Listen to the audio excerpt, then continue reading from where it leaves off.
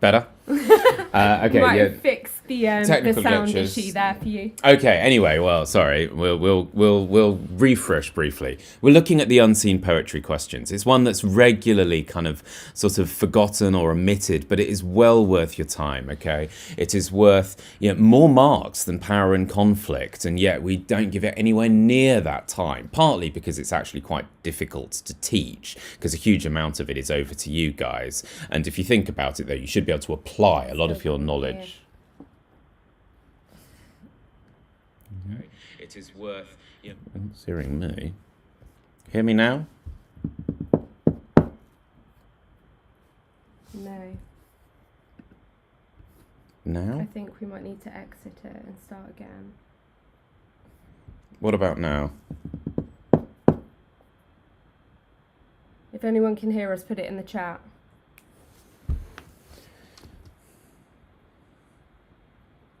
No.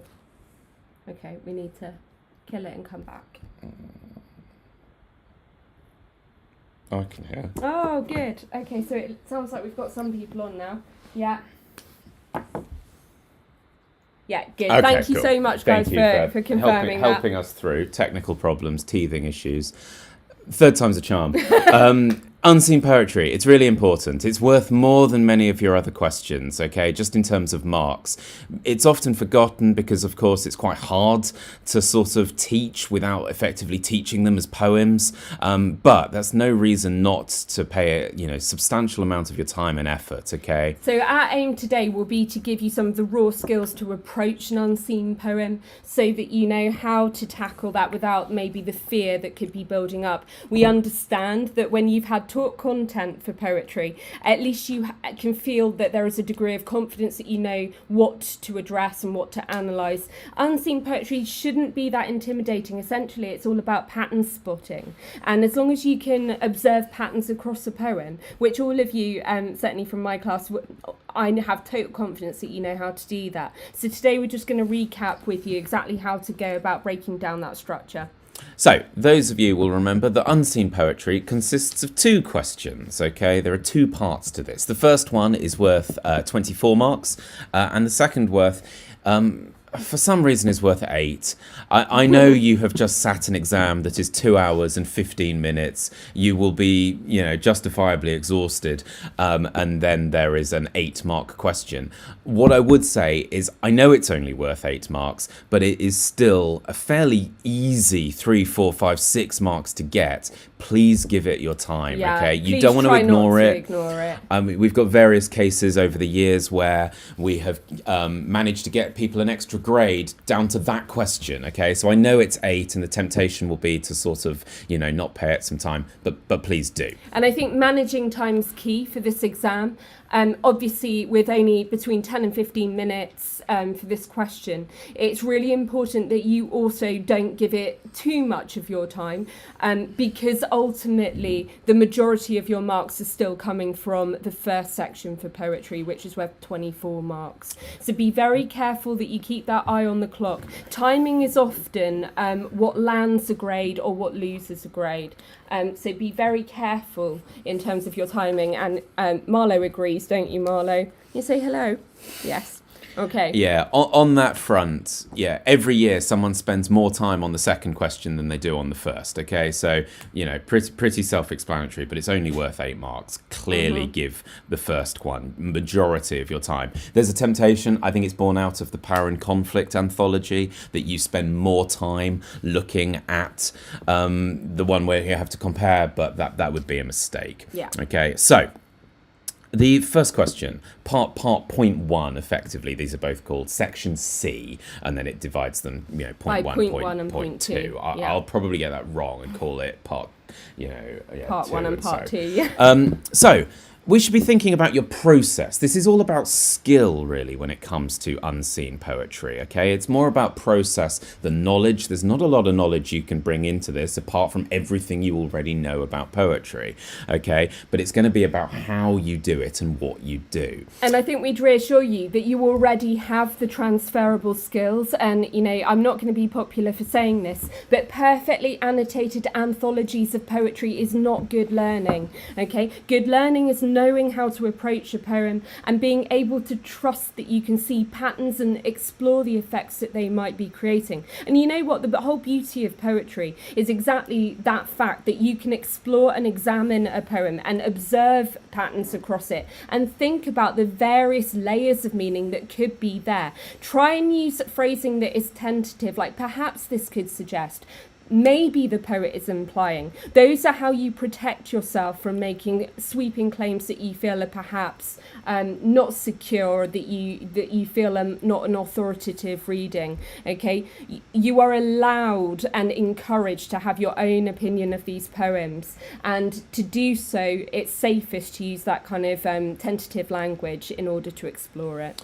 Yeah, and rest assured, you know a lot about poetry. We've taught you a lot of techniques over your years. Yeah. Your knowledge is good. There is no reason that this should be something to be worried about. No. And equally on that front, the exam board don't give you impossible poems. They are not the same caliber as the stuff that you do for Power and Conflict. They're more than achievable. They're largely modern poetry, written often in free Modern verse. poetry, they have a few patterns, which we'll probably talk about this evening. They love an extended metaphor. They, Miss said, free verse and so forth. There are things that you can get into the swing of. You know now how to attribute meaning to those and so forth. So, rough guide, but obviously ultimately people will have a similar process for this, and perhaps their own ways of doing it. But first thing, with all poetry, don't jump into your analysis. Don't jump into technique spotting. Read it and understand it. Read the poem, okay? Make sure that you know what that poem is about. Read the title. Perhaps don't even bother reading the question yet. Just focus purely on understanding. If it's something that helps you, maybe write down just a sentence underneath, explores vulnerability of older age, whatever it takes to understand it. And then I would very much recommend reading it again. They won't be very long, it won't take you very long, but read with that focus of understanding. It's particularly the key word in the question, and there is a bias towards the feelings within the poems. So one of the things you need to ask yourself as you're reading is what kind of emotions seem to be being displayed in the poem? What is the tone? What are the feelings that you can identify? Okay? Then, now is the time to probably, once you feel you've got a flavour of it, you know what it's about, what the feelings of the poem are, read the question. Okay, the question, usual drill, there'll be a key word, there'll be an awful lot of things that you're very familiar with. How does the writer present? Feelings, as Miss said, is a very, very common word in this question. And then find the key word and read it with that in mind, okay? Mm-hmm. Read it constantly through the prism, the angle of that question, okay? Yeah. And the last bit that is hidden, we'll hide us. There we go. Okay. Find your quotes. Yeah. So start developing your arguments, your ideas. Other aspects to consider here is to consider the title of the poem, the opening of the poem. Are there any central images? Look for motifs and symbolism, okay? That will be immediately impressive for an examiner if you guys can look for symbolism. It's a basic one, but it's one of those things that you can't really be wrong with. If you can attribute some sort of meaning and some sort of idea to a symbol or an object, then again, that will immediately set you apart. They'll expect an awful lot of other things, but they might not necessarily, especially if it's not obvious. The poem we'll look at today, the symbol is pretty glaring, but there are other poems where the symbol might just be used fleetingly, and if you can find that. And then lastly, the things to consider at this point, of course, is your quotes, okay? Start thinking about your arguments and start finding language. What words can you get into? What words can you look at in detail? Imagery. I pretty much make a guarantee at this point that metaphor, simile, personification of some description are all going to be there. I'd be very surprised if there wasn't alliteration. These things you can almost take for granted, and then it's going to be the next step of kind of looking for, the structural ideas, possibly sound use. Yeah, you've done assonance and consonants. Can you start thinking about the rhythm and the meter? Take this to that slightly higher level. Okay, so we've got a poem here. Having said all of that, maybe I should have started with the poem, but we've actually started with the key word. I don't think that's necessarily a bad thing. I think it's really important that you read with the focus. So Care to read, sir? Yeah, so maybe I'll skip into the poem and then we can go back to the key word. Okay, so this poem is called "Hope is the Thing with Feathers." It's by Emily Dickinson, and as I say, it's a favourite of mine at this time of year. I think it's a really good poem with a really good message. So I'll read it in my best poetic voice. Hope is the thing with feathers that perches in the soul and sings the tune without the words, never stops at all. And sweetest in the gale is heard, and sore must be the storm that could abash the little bird that kept so many warm. I've heard it in the chillest land and on the strangest sea, yet never in extremity it asked a crumb of me. Okay. Yeah. So we'll flick back to our question.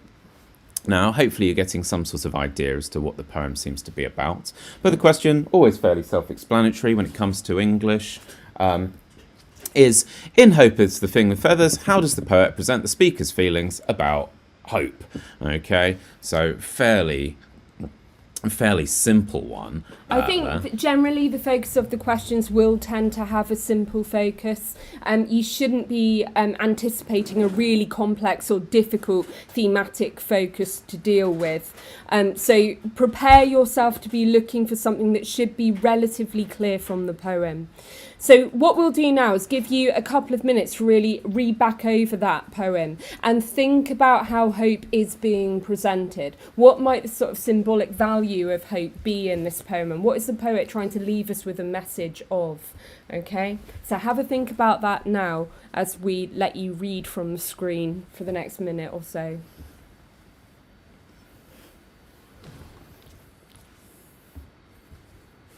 Okay.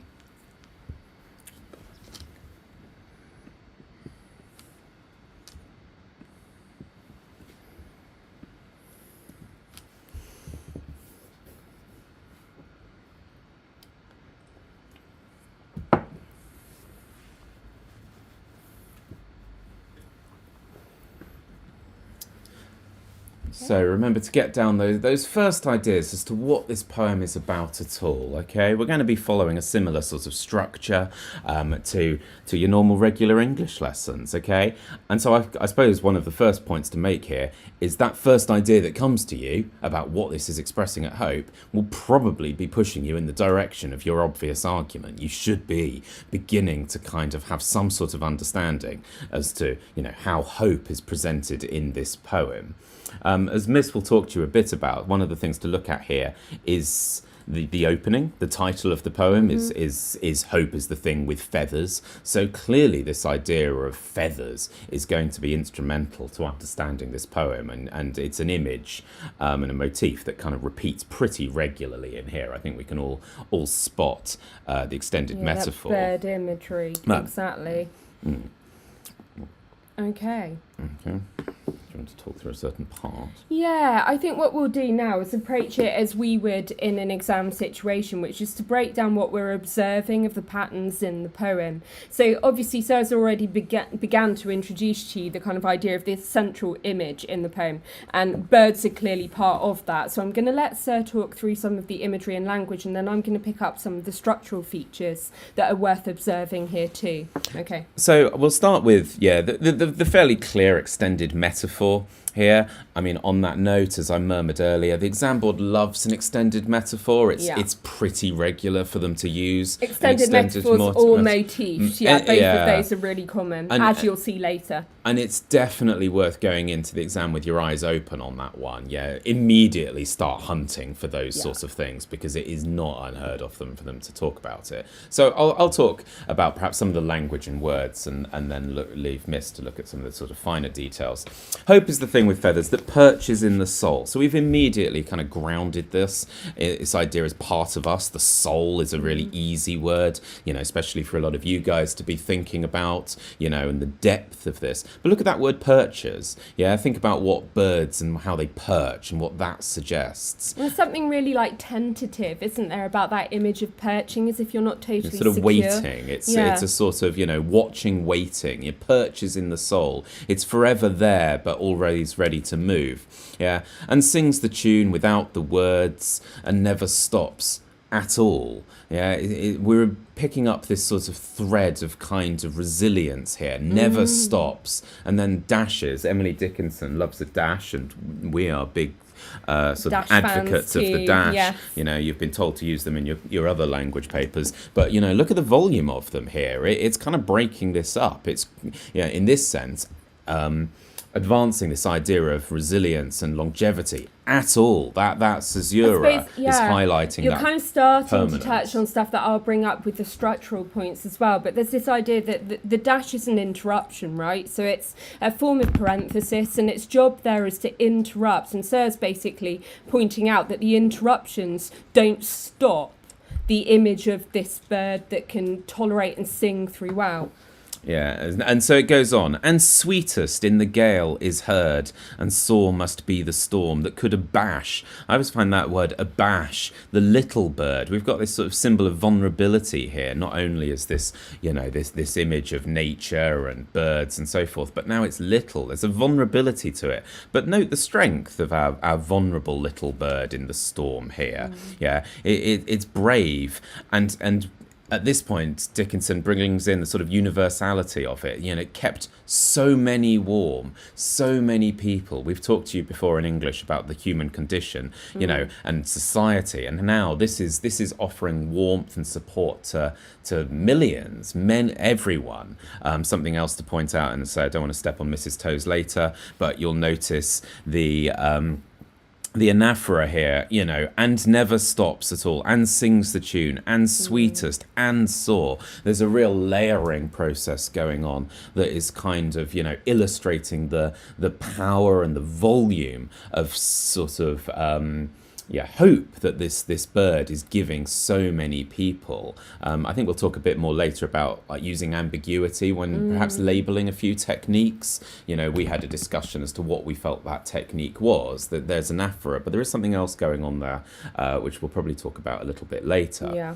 I've heard it in the chillest lands, you know, so there's a sort of frigidity to that statement, this idea of it sort of cold and anywhere and on the strangest sea. I always think that's a very sort of striking image of the harshness of like our planet, you know. It conjures up, you know, Frankenstein-esque kind of imagery of people sort of sailing, you know, into the Arctic and things, and yet this bird, this symbol, is still offering them hope and comfort even in darker times. And then we kind of perhaps the volta here, you know, the turning point of the poem. And never, again emphasised through the dashes, it stands alone, the parenthesis, and extremity, it asked a crumb, very obvious word to analyse. We all can kind of talk about the, you know, the significance of the word crumb, you know, crumbs from the table. You know, I think it's fairly clear. And never in extremity, it asked a crumb of me. And here is a selfless element, you know, it becomes something that is not only, you know, regularly universal, but also utterly freely given. Sort of almost like biblical in its kind of, you know, generosity here of something that exists for us all. That sense of something that is entirely free, you know, something that you really don't have to exchange in order to get. So this is a kind of counter narrative to the idea of like, you know, capitalism and, you know, thinking about our last lesson on spectacles. But this is about, you know, what is freely available to all of us, and it's hope. And what a beautiful message that is. And I think that there's something really beautiful about the way that she turns an abstract noun of hope into something concrete through that imagery. And I don't know, Sarah, if you want to say any more of that juxtaposition between the storms of life and the hope of the bird. Yeah, the storms, you've got all of these difficulties which sometimes can feel overwhelming, you know, when it's talking about the storm and the strangest sea and the chillest lands. And yet we as a species do always have hope. And this is why we teach this poem at this point in your journey. You've got a big few, you know, months coming up, you know, but you always have hope, okay? There is always the chance, you know, and it's freely given, you know, everyone should go in with that, knowing that there is every single chance of every single, you know, piece of positivity and outcome for you all. And yet it's sort of fragile because hope is there for everyone, and yet there's no sort of strength to it at all. As Miss was saying, it's abstract, you can't put your finger on it, which is why the feather and the bird is such a lovely kind of way to think about hope. It is both fleeting and delicate and ephemeral, but it's also kind of, real for us all too. And I feel like, sorry to cut you off, sir, but it's like the whole symbol of poetry. Poetry is essentially something where we give concrete images, solid nouns, to ideas and emotions which are only in existence in our minds, right? They're things that we feel that we can't see, and they're things that we think but can't necessarily put concrete images onto. And what poetry enables us to do is take that abstract idea and turn it into something we can imagine. And we do that through that solidity of the concrete noun, the bird, the feather. And I think that this is exactly what poetry is about. It's trying to make that which we can't express clearly more understandable through its analogies. So, as we were saying earlier, if we get into the practicalities beyond simply the meaning of it, we want to be looking for these sort of three areas, roughly, are the three things to consider when you're writing your analysis. You want to be spreading your analysis wide. We don't simply want to be focusing on the words and the imagery. You guys are far, far, far too good for that. You are more than capable of looking for sort of structural elements, and always considering the tone and the feeling of a poem, because fundamentally that's really what underpins it all, is the mood, the atmosphere, and what's going on there. Okay, so we've kind of talked you through some of the language and imagery in the poem. We'd now like to kind of switch focus a little bit to the structure of the poem. You might recognise, if I use the term lyric poetry, you might recognise that from other poems that you have studied. For any of you that are in my class, I'm sure you will remember that we talked about lyric poetry in relation to the emigre. And we've talked a lot about how lyric poetry is a way to express personal feelings. It's a kind of inward-looking, introspective way to express in beautiful poetic form your inner state. And this is certainly a lyric poem and has real value in its expression of the raw emotion of hope. And I think that it's a really interesting poem because the pattern of our stanzas is very deliberately constructed to echo hymns. If any of you are used to hearing hymns or have been to church and sung hymns, you might recognise some of the rhythms within this poem. So in poetry, we have something called a common metre, and the common metre is often used in hymns.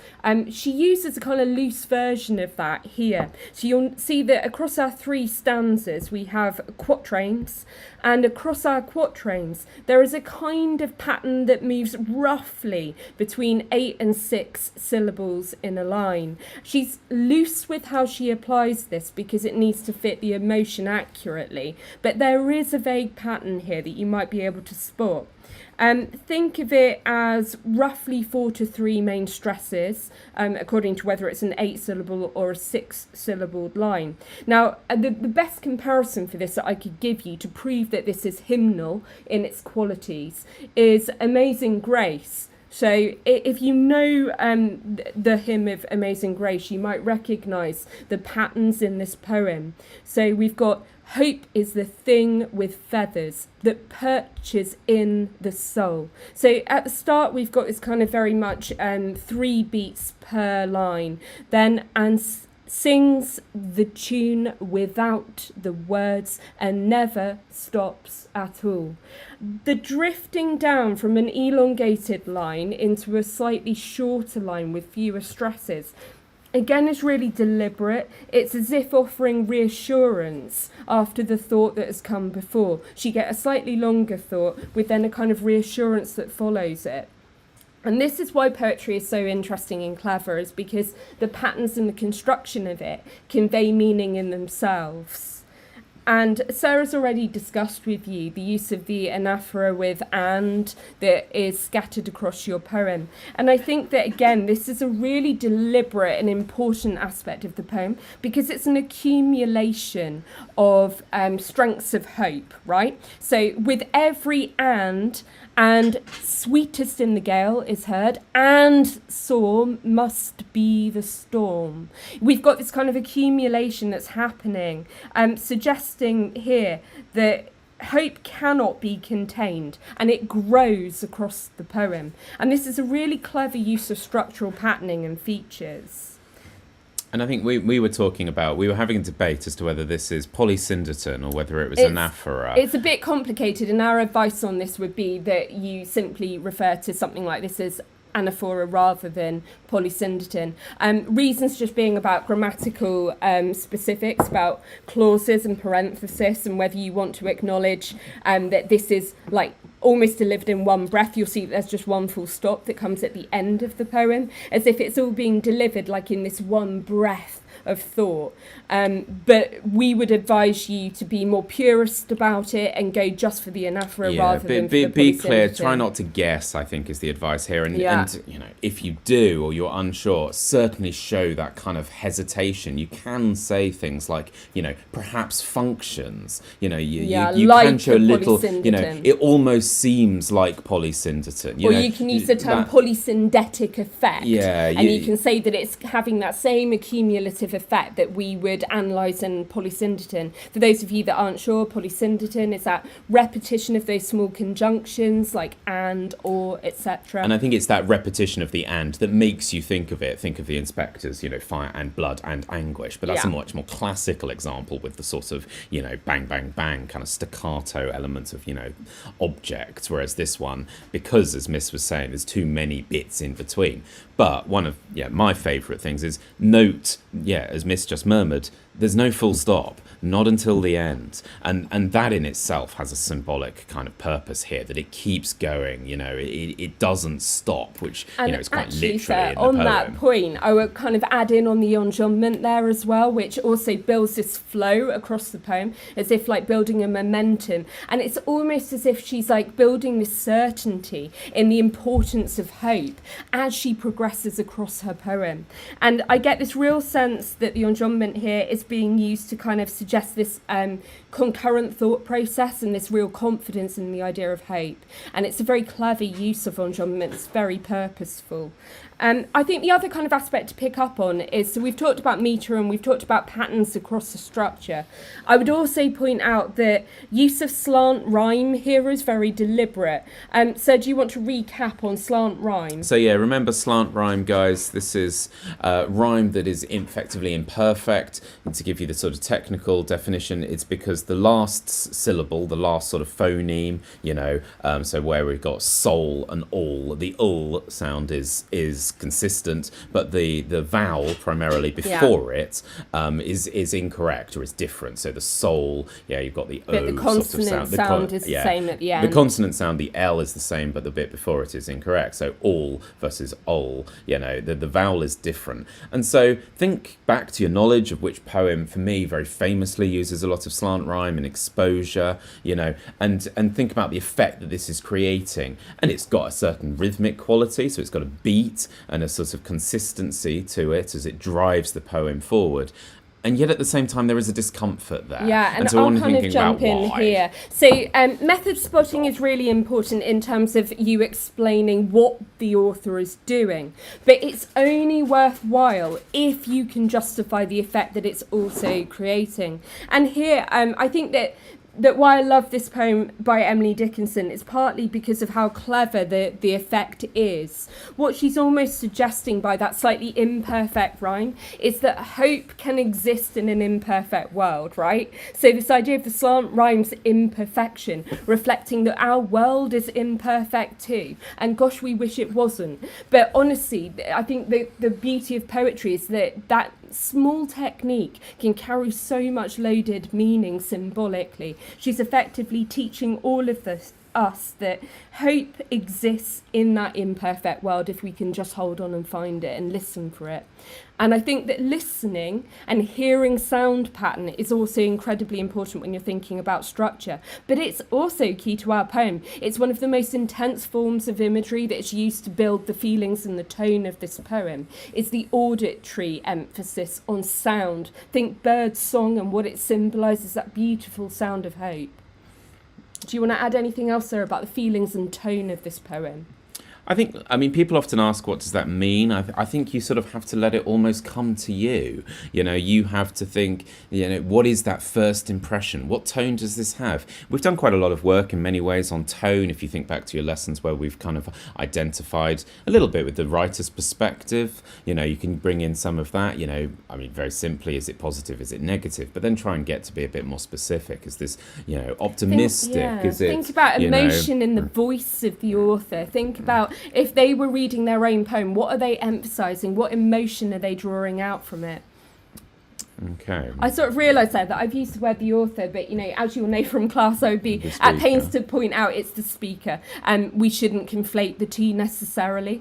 Though I do feel that this is because it's a lyric poem, there is a sense of like a truthful voice coming through that is part representative of the author's viewpoint. And I think on tone, you know, I was talking about that kind of hymnal quality, the fact that it's like a hymn, like Amazing Grace and its patterns. I think that therefore a really good word for the tone of the poem that I would land on would be reverent. That sort of sense of respect and reverence for the kind of spiritual importance of the idea of hope. Okay, well, perhaps should we move on? Yeah, let's do it. That's because you've got other ones to look at too. We've talked about this quite a lot, but remember, I did murmur it at the beginning. You really want to be thinking about symbolism. What's the symbolism of a feather? And it's a fairly obvious symbol, I think, on this one. We can definitely talk about the beauty and the, you know, the majesty of feathers, but equally, clearly very delicate and fragile. And it's that simultaneous ability to be both things true at the same time. And I think the examples aren't trying to trip you up with this. They will give you a poem where there are central, fairly accessible images that you can talk about. They don't want you to fail. They want you to be able to work with the raw material in front of you. But what's wonderful about poetry is you can read all these layers and depth into it. And obviously we're aiming our sessions here largely at a very talented top performing class. Hi guys, you're amazing. But it's for good reason that we want to challenge you and kind of push you to find those other layers. I mean, Sarah and I, we were talking about symbolism of like the feather as also having connotations of like the pen. Think about those old quills, you know, that Shakespeare and so on we imagine are used to write their scripts. So again, that idea that hope is the thing with feathers kind of has a writerly or written like word, meta poetry kind of layer to it. Writing changing the world and so forth, and angels and all sorts. There's lots of places you can go with feathers, but it's just something for you to go into again with your eyes open, you know, maybe scribble yourself a note. And try and unpack those layers of meaning. Can you find yourself a symbol in a poem? You know, it gives you the opportunity to be really creative and really in-depth and very hard to prove wrong, okay? So look for that symbolism. And that's where you using that tentative language perhaps suggest could imply. It's really important because that's how you protect your readings. You're acknowledging that it might not be the only way to interpret that image, but it's one valid interpretation. As long as you can support it and evidence your thoughts, it can be a valid interpretation. And what we're trying to encourage you to do is always try and dig beneath one layer of interpretation to have 2 or 3 alternative ways that you can imagine that feather could be symbolic. Okay? And so we get towards our usual part of our essay planning. So hopefully now you've had enough time to look at the poem. We've talked about the poem. You should be getting into a place where you can kind of form this into your usual 3-argument structure that you guys are so well experienced with and versed with now. I mean, please do, if you've got the comments available, we would love to hear your interpretations as to your 3 arguments. You know, you're more than welcome to drop them in. It's a brave thing to do, but you'll be mightily respected. And we will respond if anyone has any thoughts on the 3 ideas. If not, I'll share mine in a mo. Oh, something perhaps worth mentioning at this point. 9 times out of 10, can't universally apply anything. You should always, you know, be ready to change things. The ending is often a very good place to look for your bigger picture. You know, it will often be where that meaning is delivered, where the poet's thoughts are summed up. And so it's you often can... like the dropping of a mask. They kind of use that often a volta towards the end of a poem. Look always towards your last stanza and your last couple of lines in particular, for where there might be more of a revelation of the meaning behind the poem. Yeah, so do look for that end. We've talked about it at length already, and yet never in extremity it asked a crumb of me, and what that tells us, about the idea of hope. Okay, so any thoughts? Otherwise, so you might have to jump in with your first thoughts. So, we have come up with these three ideas, okay? But these things are, of course, it's English. They are more than available for debate and questioning as well, okay? So the first one is always there as an ever-present. Hope is something that is available to us all. Hope is the thing with feathers that perches in the soul, part of us, okay? Sweetest in the gale, kept so warm, yeah, and so forth. This is the idea that it is forever available to all people at all times. It's a very kind of introspective starting point. It's a realization that all of us hold hope within us.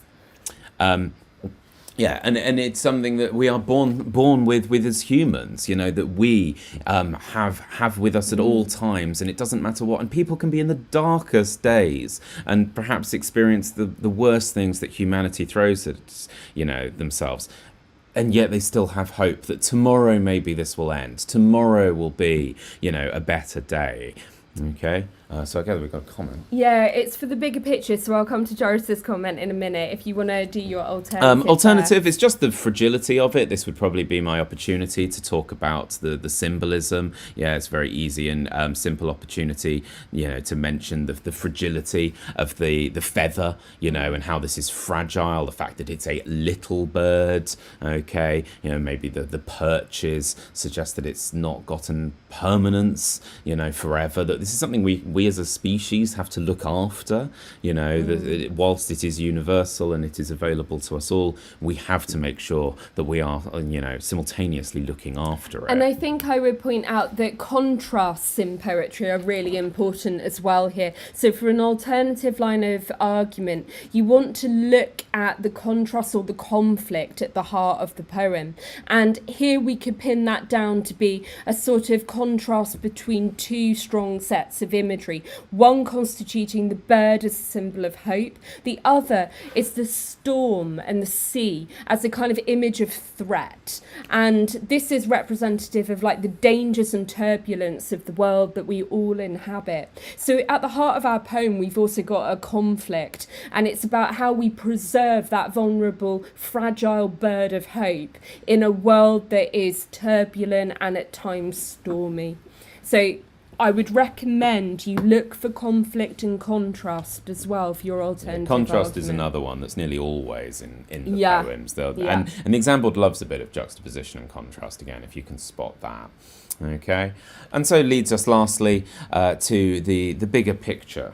Okay, So Joris made a suggestion here which I think is brilliant and definitely worth us sharing, about how hope can exist in times of discomfort and in a world of imperfections. That's and good. That's exactly right, Joris. You're really heading towards that big universality of messaging that your poet is trying to drive at. And Dickinson is definitely trying to make this universal message about how we can survive in a world of imperfection through our hope. And it can be the salvation in times of discomfort. So I really appreciate Joris sharing that in the comments.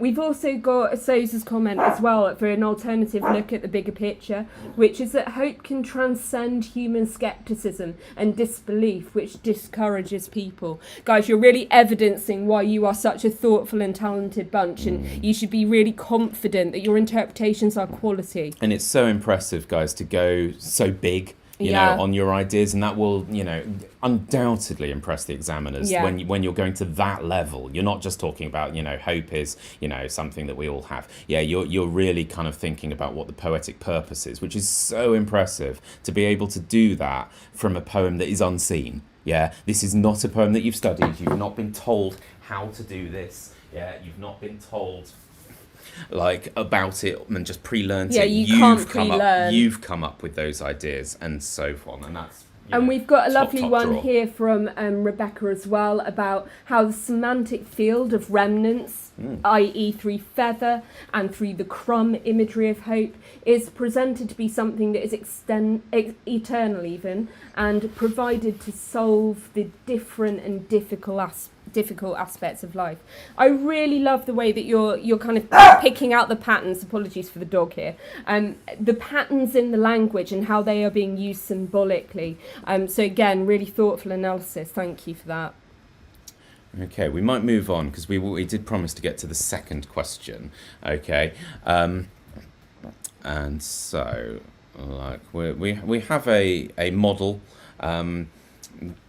But we're fair. I mean, I can read things through, but remember, it's the same old process, guys, that you will have looked at many times before. You want your arguments and that come through nice and clear, straight off the bat. Dickinson presents hope as a resilient and ever-present force in human life. Yeah, we've straight away, the examiner knows where you're going. They know what you're answering, okay, and what you're talking about, which is reinforced through the poem's structure, okay? We're talking about the rhythm of the poem, rhythmic, song-like quality that Miss talked you through. But it's all about that argument and making sure that you are focusing, on getting that nice and clear across the poem. Yeah, we talk about the extended metaphor of the bird never stopping at all is reflected in the consistent structure. It's making sure that you are coming back to that idea so that it's nice and clear. There's no punctuation at the end of the first two stanzas, creating an unbroken flow that mirrors the persistence of hope. Okay, we mentioned the dashes that we talked about earlier as well. Okay, as I say, I want to get on to the other question, so I don't take up too much of your time. I think we've covered most of the main details here.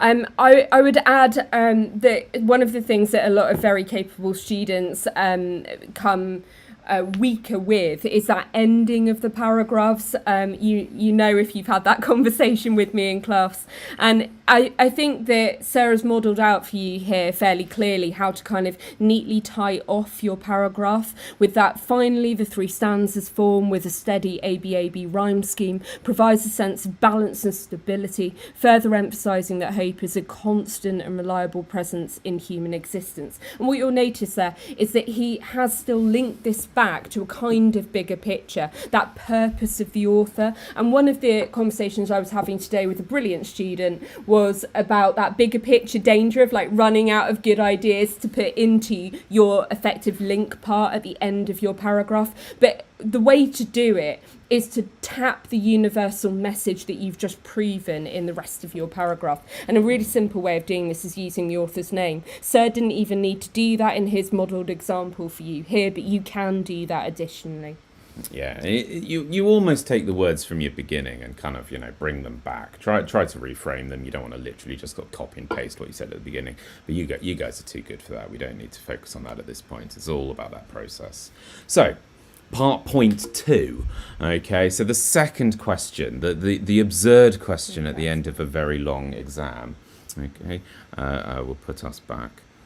Yeah, no, we're out the way, yeah. Okay, so part 2, the second one. Where do we go? There we go. Right.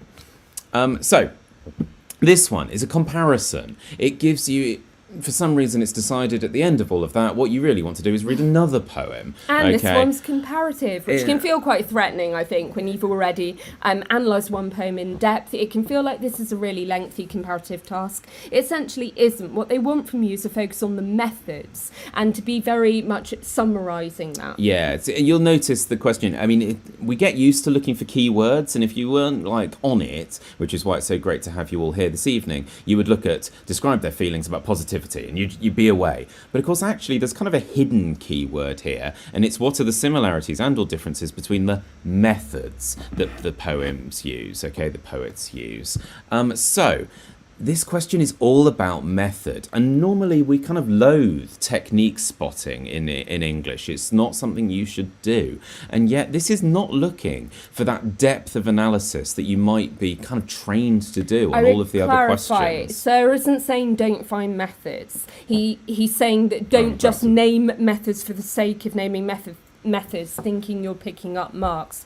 The method is only important as a way of explaining what the author is actually trying to build as an effect. So Sarah's reminding you here that technique spotting is not explaining effect. We need you to explain effect. Yeah, so you don't have time for full petal paragraphs here. This is one of the rare opportunities where you can kind of throw that away a little bit. If you try to write full petal paragraphs, you'll barely get past one. Yeah, it's impossible in the time. Remember, it's 8 marks. It's at the end of a 2-hour 15 exam. Yeah, you just practically don't have time to do it. You've got to have a slightly new structure and a slightly new way of doing this. It's all about finding the methods. As Miss saying, it's vitally important here. And then kind of giving their effect, you know, like, but not in any great depth. Your arguments matter less. We are not trying to get that across. It's all about the effect of those methods and really, you know, putting them at the heart of your answer. So essentially what they're asking you to do is almost like be a mechanic and look at the mechanisms of the poems. So what is the writer using technique-wise to build what effect?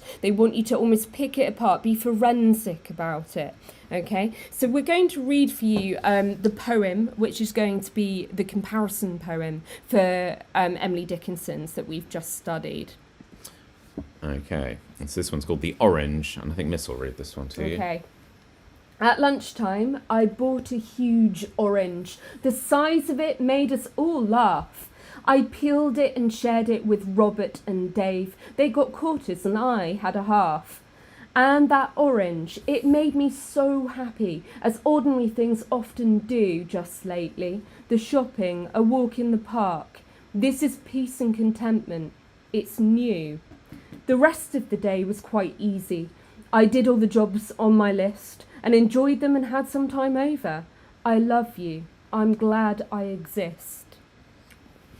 So both very positive poems. At least on the surface. At least on the surface, yeah, it's true. If you dig into them more, that's worth noting. The exam board, when they are going to ask you to write a comparison here, they are going to choose ones, you know, of a similar thing. One is going to be, you know, they're going to have similar feelings. They're not going to necessarily choose things, you know, that are polar opposite or about totally different things.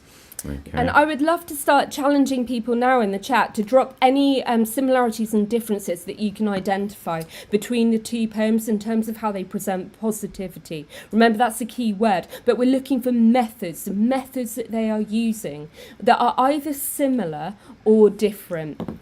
Okay, so get any ideas you like into the chat now, and I'll try and pick those up as you're going. Yeah. So what can you find? And I think this is it's a perfectly accessible poem, but in terms of methods, there's stuff there that we fully believe you can pick out of it, but it's not littered in it. It doesn't have the classic, you know, metaphor personification. You know, metaphor perhaps if you go a bit more symbolic on it, you might be there.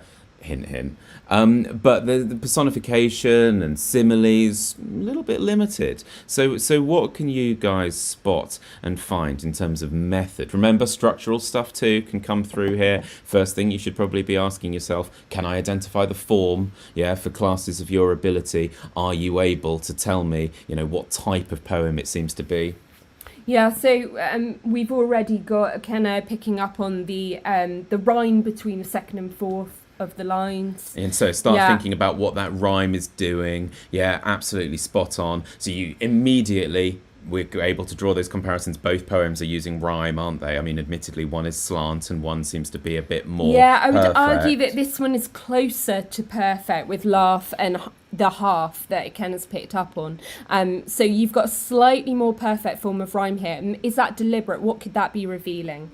Excellent, well done. Yeah, exactly right. Well done, Kenna. So we've got those. So that's an easy comparison that we can talk about straight away. We can talk about how they both, you know, use rhyme. Something else, and this isn't actually bad practice for your language exams in general, is start thinking about, you know, linguistic patterns just in terms of the word use. Is there a word that you could use to sort of sum up a lot of the imagery that we've got on here? I'll give you perhaps a few examples from things that I think and see if you can kind of attribute name to them. But we've got orange, Robert, Dave, shopping, park, walk, jobs. Yeah. What ties all of that language together in terms of, maybe a semantic field, but certainly a sort of consistency of language use? Is it highfalutin and poetic, or is it a little bit more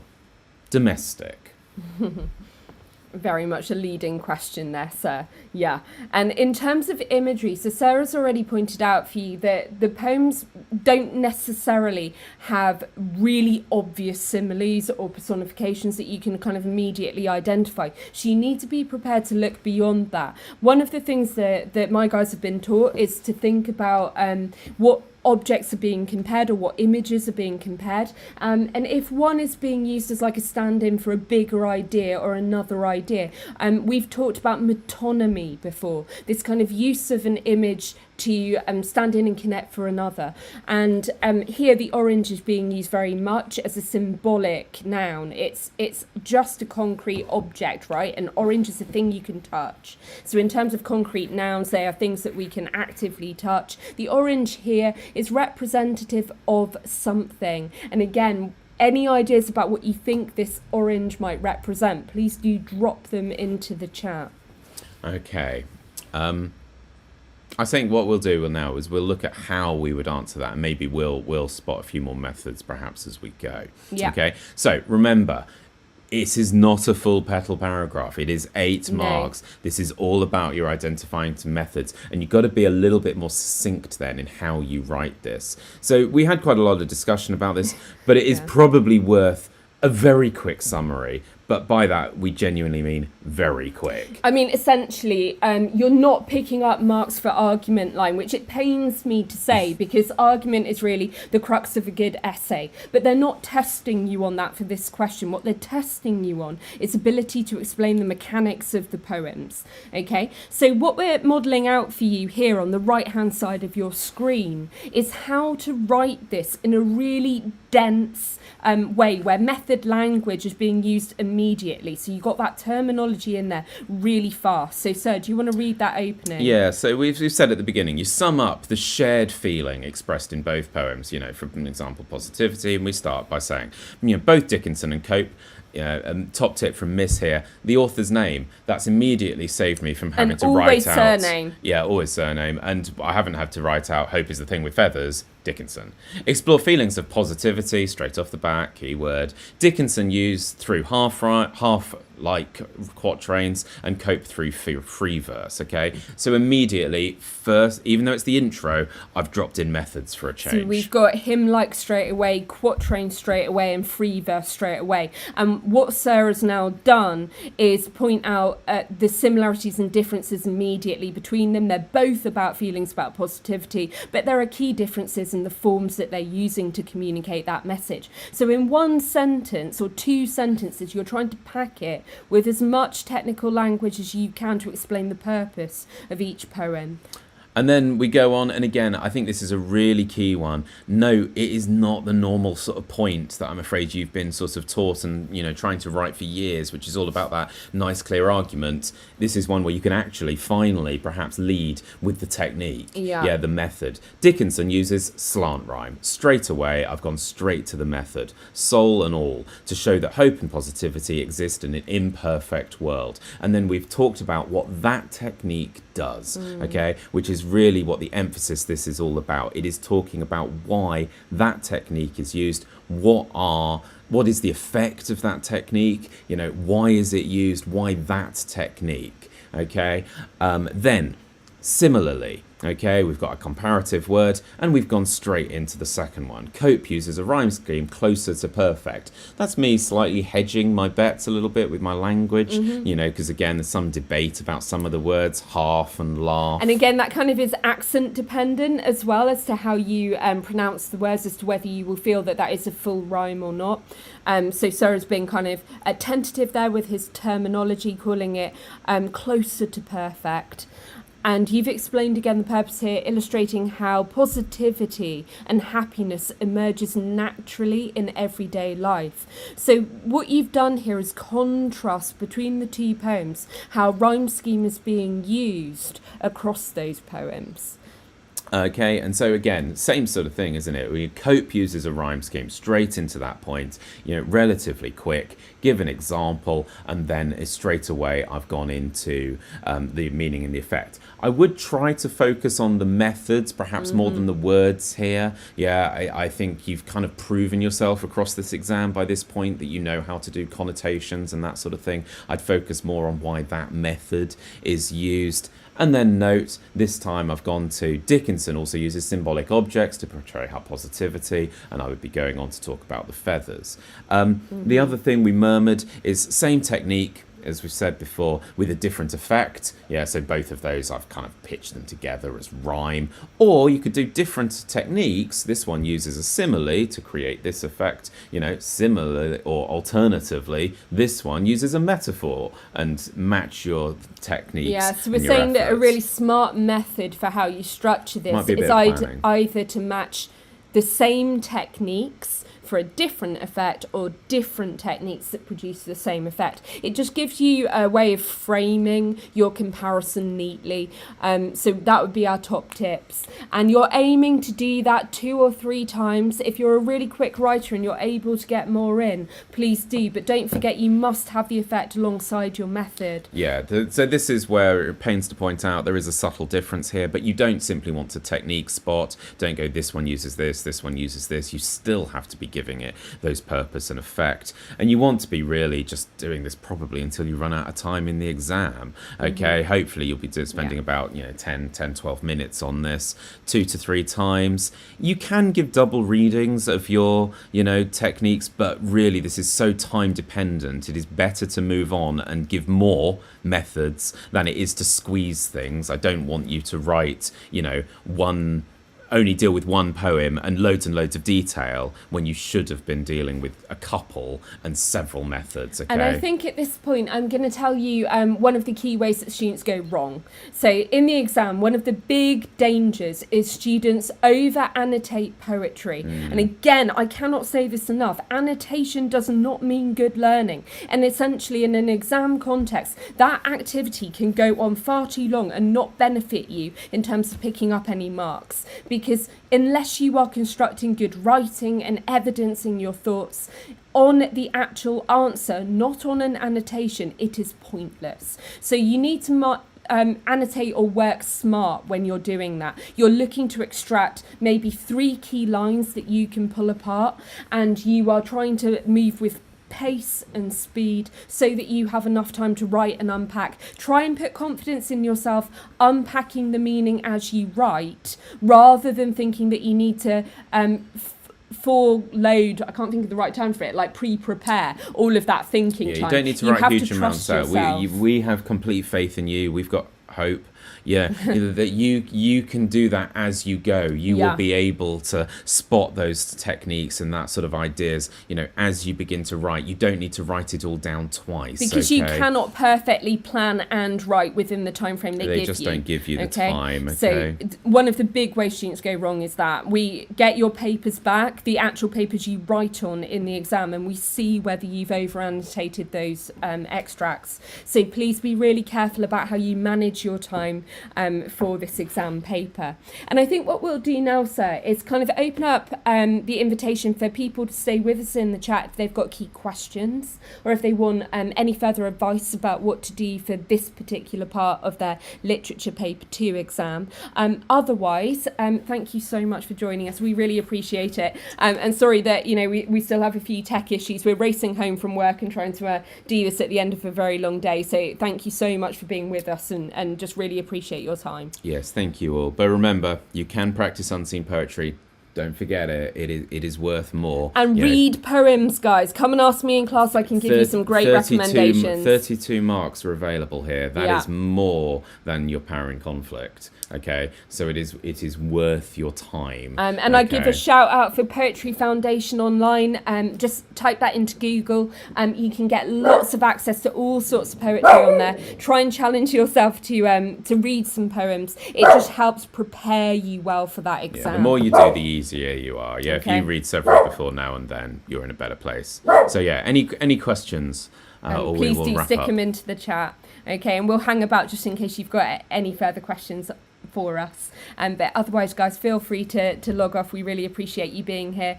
Sir, do you want to do your sign off now? Like and subscribe. Please spread the word.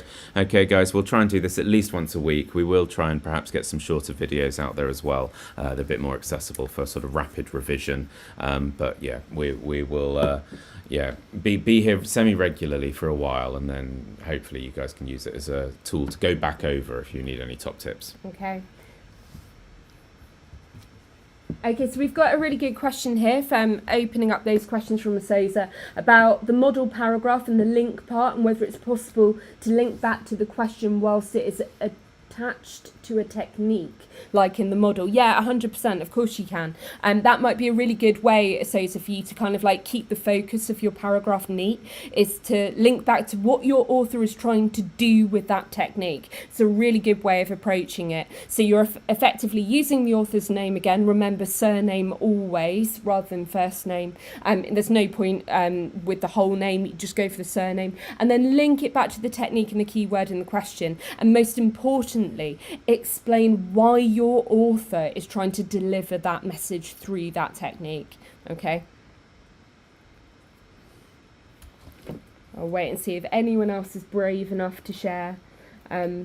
But yeah, go big on the poetry, guys. It's so impressive if you can, really think about those conceptual, kind of real world purpose for poems. I promise you now, it's not what most people will do. They'll be giving that surface level. Yeah, it's a really good way to kind of show your skill and the fact that you understand the point of poetry. It'll set you apart, and you've been trained well in it, and you've got some lovely interpretive ideas, and so it's a really good opportunity to kind of show that off in the purest form. Yeah, the other ones is a lot of learning of what you've done before, whereas this is skill.